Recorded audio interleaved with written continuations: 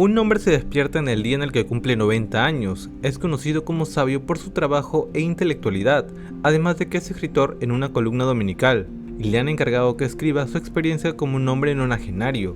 Dentro de todo lo que recuerda, todo lo que vivió y sintió junto a muchas mujeres, de las cuales siempre pagaba, pertenecieran o no al servicio, se le ocurre el título perfecto: Memoria de mis putas tristes. Al acabar y darse cuenta de su estado, de manera súbita le entra un deseo de tener una aventura con una muchacha virgen, así que luego de 20 años llama a un contacto que maneja un burdel oculto conocida como Rosa Cabarcas, y sigue en el trato. Sin esposa, hijos ni riquezas, ha vivido toda su vida rodeada del pecado, así como todos aquellos cercanos a él. Sin embargo, se ha mantenido en celibato desde hace décadas, pero todavía quiere demostrarse a sí mismo, quizás inconscientemente, que todavía puede servir para algo. En su encuentro con la muchacha, cuando entra por la puerta y la ve dormida, por primera vez aprende lo que es apreciar la belleza corporal sin ningún atisbo de lujuria. Con el tiempo y con las visitas, genera un sentimiento hacia ella, envuelto en una ilusión que solo existe entre sus cuatro paredes y durante las noches que yacen juntos, pero sin tener algún tipo de acto carnal.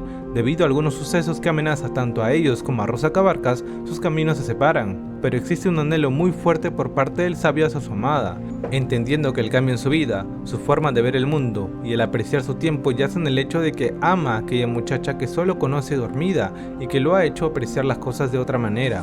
Uno de los temas más recurrentes del texto es la pobreza. Esto se puede ver en varios hechos como el origen de Delganina, apodo al que le da a su amada, o cuando se menciona de cómo Rosa Cabarcas capta a las muchachas para que trabajen para ella, encontrando que es una manera provechosa para que se recursen hasta donde sean de utilidad. Esto está vinculado tanto a los servicios sexuales y la explotación de toda índole, siendo cosas muy normalizadas dentro de este mundo y para todas las clases sociales. La apreciación de la belleza sin necesidad de algún deseo de por medio es uno de los elementos que marcan enormemente al protagonista. Sucede cuando el sabio ve por primera vez a Delgadina, quien muestra todas sus facciones ya que está completamente desnuda. Es similar cuando uno observa un cuadro de arte, entiendes que expresa algo por medio de sus detalles, cuenta una historia que solo es entendida por aquellos que prestan atención. Esto va de la mano con la idea de que el protagonista ya está viejo y se niega a aceptar ese hecho. Por ello, es por lo que se encuentra ahí, tratando de demostrar que todavía puede cumplir como hombre, más cuando sabemos que ha llevado una vida rodeada de burdeles y mujeres de mala vida.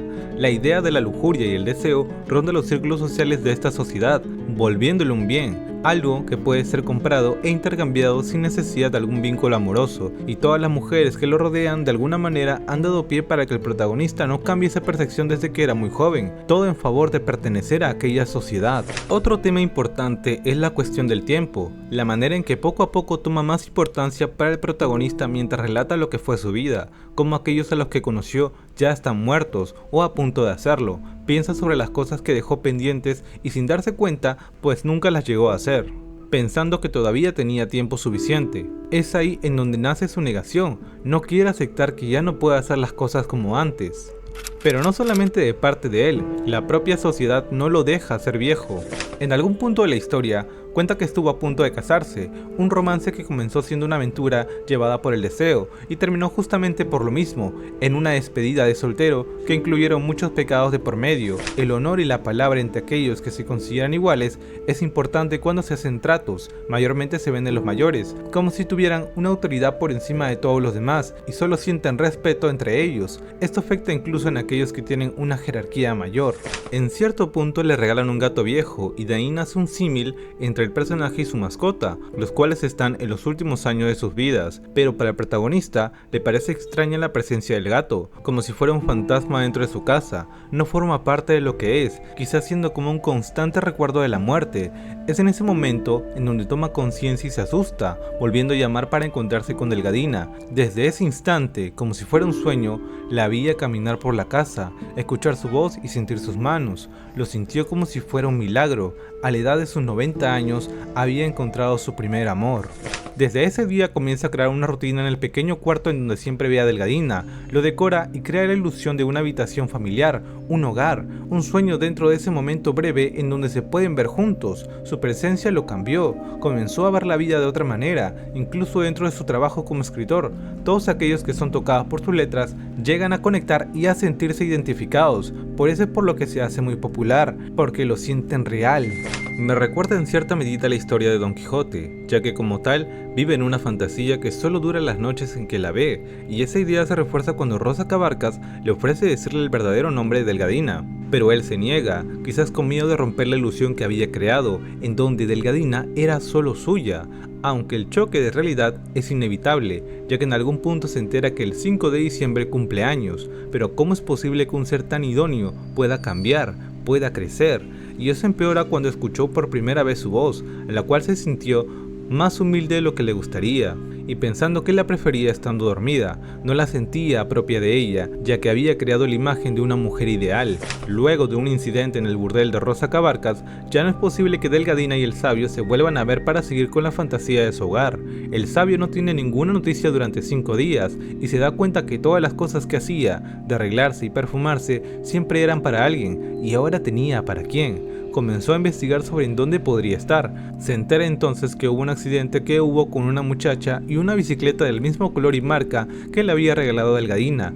Apresuradamente va al hospital y al ver a la muchacha con su cara desfigurada, fue difícil reconocerla, pero supo que no era ella por sus pies, ya que había llegado al punto de conocer cada detalle de su cuerpo. Pero eso le hizo preguntarse, si hubiera sido ella, ¿qué podría haber hecho él? ¿Dejar su ilusión? ¿La imagen que él mismo creó en su mente para actuar en el mundo real? Es la contradicción de su amor, de si en realidad ella le correspondería y aceptaría su ayuda. Después de un mes, obtuvo noticias de Rosa Cabarcas y le dice que no le dará detalles sobre lo sucedido. Pactan nuevamente otra visita con Delgadina, pero esta vez ella parecía mayor, casi toda una mujer, como si la vida misma la hubiera hecho madurar. En esa visita tenía muchos adornos, caros y excéntricos, pestañas postizas y maquillaje que nunca podría haber conseguido sola. El sabio tiene un arranque de ira y comienza a romper todas las cosas de la habitación, pero nunca llega a dañar siquiera una sola parte de Delgadina. Ella solo se cubre con sus manos y espera a que acabe. Rosa Cabarcas aparece y ve aquel acto misericordioso como una clara señal de que incluso en su enojo nunca dañaría a su amada. Entonces le contó la verdad. Luego de lo sucedido, ella se fue al Caribe mientras Delgadina se ocultaba. Todas las cosas eran de ella, pura imitación, y los arreglos eran para que estuviera presentable para el sabio, pero él no le cree absolutamente nada, jurando no volver a verlas y no volver al lugar donde formó su ilusión de hogar.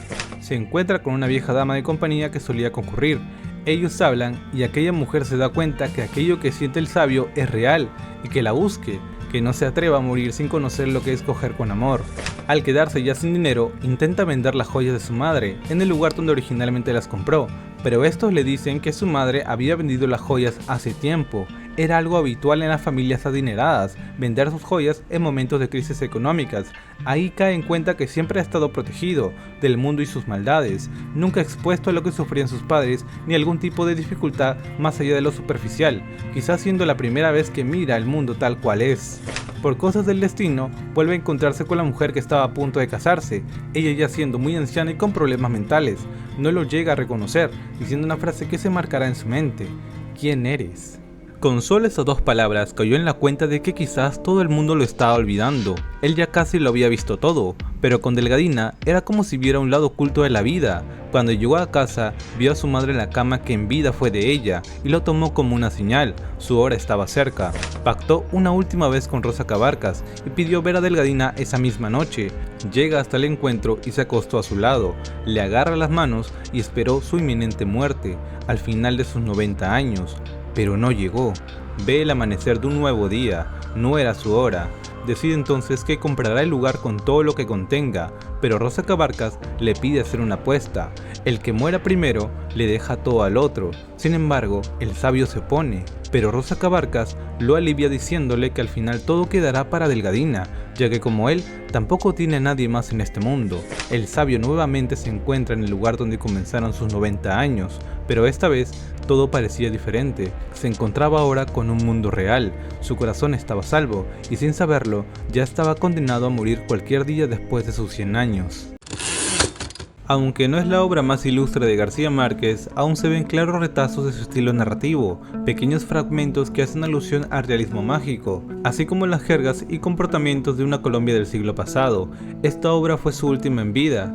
y aunque pudo causar mucha controversia en su momento, tanto por su calidad como por su temática, nos deja varias reflexiones con respecto al amor, a la apreciación de la belleza y la vejez. También podemos observar cómo García Márquez nos da una perspectiva distinta del amor tradicional, lo cual le da bastante relevancia para ser un escritor latinoamericano que creció viendo otra perspectiva. Parafraseando a Mario Vargas Llosa, es literatura, ficción, no un acto real y condenable, porque a algunos les puede incomodar la lectura de esta novela, pero recordemos que estas son creaciones ficcionales, así como Nabokov con Lolita. Es por ello que no habría un problema de leer libros de este tipo para alguien con códigos morales bastante elevados.